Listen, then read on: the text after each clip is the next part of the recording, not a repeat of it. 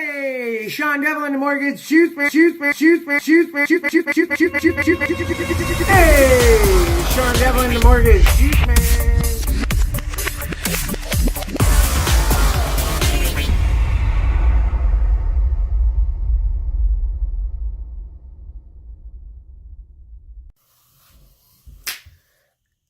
Hey, Sean Devlin, the mortgage shoes man, coming at you with Thursday's stocks to help you get some processing tricks and tips down so you can close loans in 10 days or less all the time. This whole week we've been going over some great strategies to help you.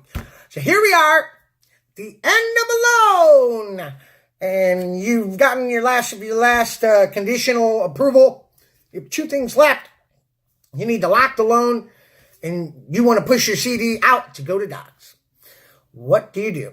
Well, here's the trick and the tip that I think every loan officer out there should be doing. So, once you're in this position, you've got everything done, you lock your file, you're getting your last two things, your mortgagee clause changed so it's correct, and a revision to the homeowner's insurance, whatever. You upload it into the loan.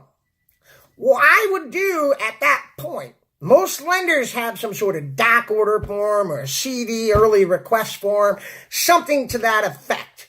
So you're going to want to fill that out, and you're going to want to accompany it with the balance of your file. We're going to talk about that for a minute. So you locked your file.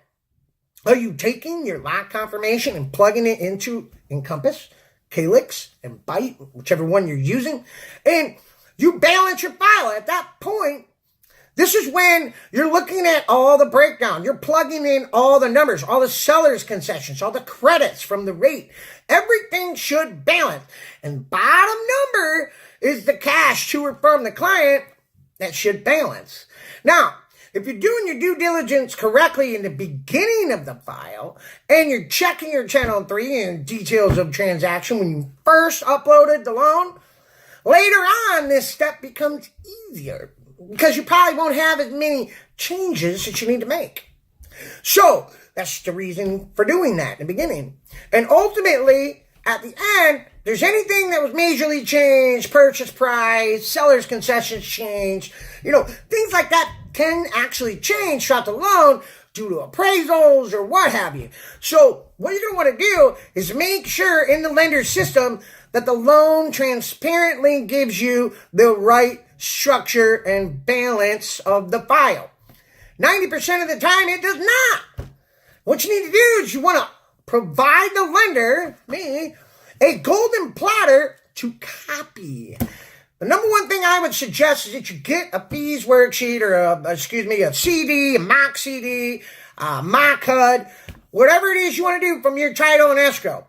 And at that point, you should be taking that information and not just shuffling it into the scanner and then uploading it to the lender. Don't do that. Actually read it and take the information and put it into your Calyx, Encompass, and Byte, whichever one you use. And on your end, make sure you got all the fees correct.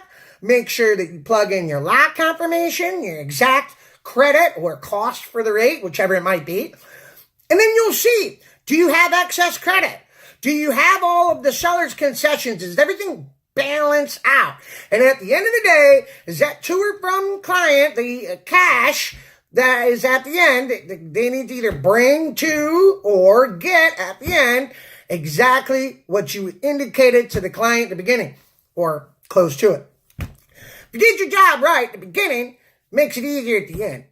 So ultimately, it's the biggest downfall. It's where people kind of fumble the ball, and then you have to do a bunch of change of circumstances. A revised LE needs to go out, then a new CD. I mean, again, it kind of prolongs the process.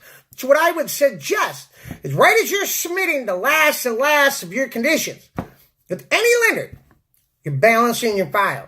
You're double checking your lock confirmation. You are looking at the transposed details of transaction inside of that lender's portal.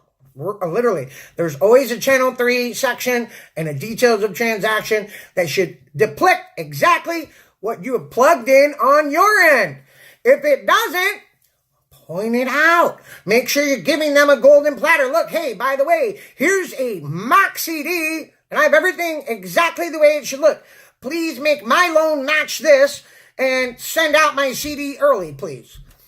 Hey, that's exactly the way the request should come over. And that way the teams on the lender side, they're not doing a whole lot of guesswork. It's very transparent. They're just copying and boom, and they send out the disclosure. My name is Sean Devlin, the Mortgage Juice Man, helping you get loans closed in 10 days or less. Share, interact, like, repeat. As always, stay juicy. Sean Devlin, the Mortgage Juice Man, coming at you so well.